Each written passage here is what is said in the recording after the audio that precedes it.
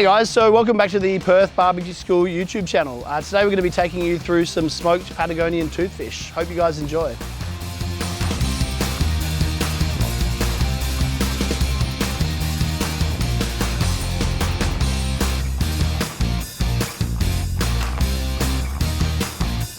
Excellent guys, so today we've got some of the beautiful Glacier51 toothfish. So the Austral guys that produce the toothfish, catch the toothfish, they actually came to barbecue school a number of years ago. They brought some of this toothfish along and they said, look, try some of this. It's the wagyu of the sea. And I'm like, I got all right, salesman, just calm down. Everything's always the wagyu of something. They have an Australian wagyu beef that's supposed to change your life. But to be honest, it kind of is. So the toothfish, it lives about 2 kilometers under the water in the Arctic Circle.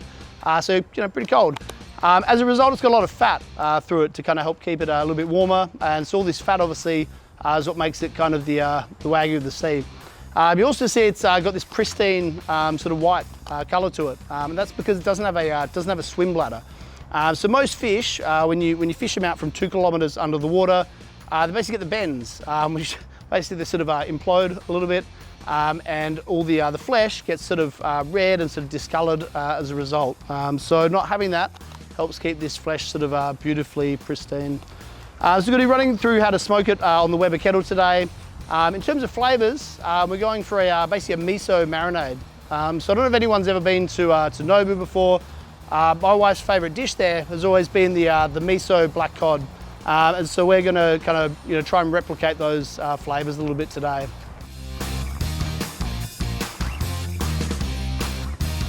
So guys, with the marinade today, so traditionally when people cure fish, the most common cure out there is basically 50-50 salt and sugar. It's the most common thing for sort of curing salmon, prepping it up for smoking. The salt sort of works its way into the protein. The sugar sort of remains more on the outside and helps give it sort of a bit of color and also helps with the pellicle, which is basically the sort of exterior surface that helps hold on to a bit of that smoke flavor for us. But just sort of traditional just salt and sugar is boring. And so when you consider that miso paste is extremely salty, we're basically subbing that in for the salt component of our cure. And so I'm gonna have the recipe in the description below, so you can check that out for cooking at home. But it's sort of by and large, sort of predominantly 50-50 miso paste and sugar, and then a little bit of liquid just to help kind of loosen it up a bit in terms of the marinating. Ideally, you're going to want to do this overnight, so 24 hours is going to really help get that colour in there. If you do have access to a vac sealer, again, that's also going to help really push that marinade into the protein for us as well, but it's not the end of the world. If you don't have that, it'll still turn out really great. Excellent. So guys, for the toothfish, you're going to want to set up your barbecue or smoker to be sitting around the 250 Fahrenheit, which is around 120 Celsius.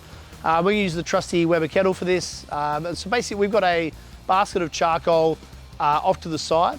So I sort of call this my low indirect setting for the Weber kettle. It's sort of my go-to for anything that's going to take sort of 60 to 90 minutes. That basket off to the side will give you sort of around that sort of 250 Fahrenheit sort of indirect temperature for about an hour and a half or so.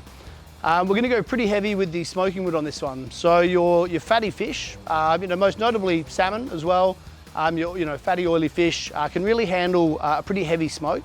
And so you get a little bit heavier than you traditionally might with sort of your land-based meats, your beefs, your porks, because it sort of really takes that heavy smoke on in its stride.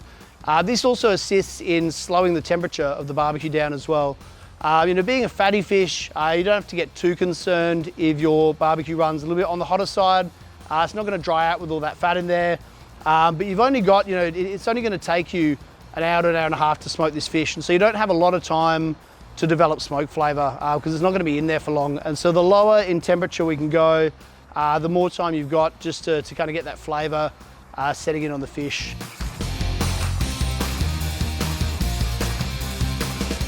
Cool, so guys, we're about 45 minutes into the cook. So like I said, expecting it to take around 60 to 90 minutes. Being slightly smaller portions, will probably be a little bit closer to the 60 minutes today. It's sitting around 125 Fahrenheit at the moment, which is around 50 degrees Celsius. Most fish you would only take to around the 50 to 60 degrees Celsius mark But again, being so fatty, we want to actually render that fat. And so with this, we can take it a little bit higher.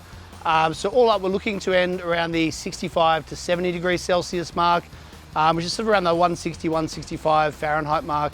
But to be honest, this fish is so amazing. I've had it anywhere between about sort of 60 to 80 degrees Celsius, 140 to maybe 190 Fahrenheit. And it's come out amazing every time. That was amazing. Let's take a little bit longer, let this do its thing, and we'll check in on it shortly.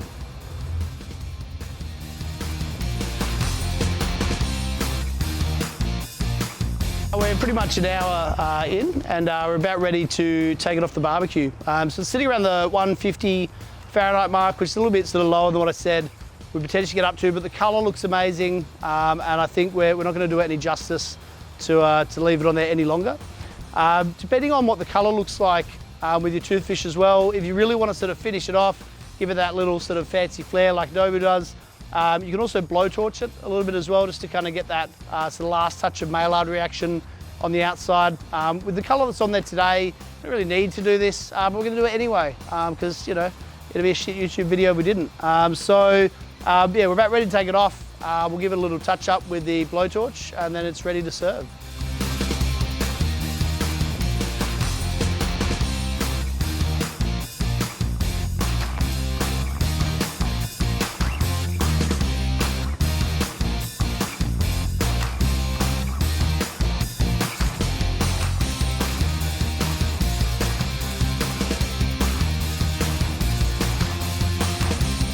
Excellent, guys. Yeah, look, hope you enjoyed the video. Let us know how you get on cooking it, enjoying it yourselves. This is the part where we're supposed to tell you to like and subscribe. I've enjoyed doing that part, but obviously just fucking do it anyway. You know, be a mad dog, like and subscribe. But anyway, till next time.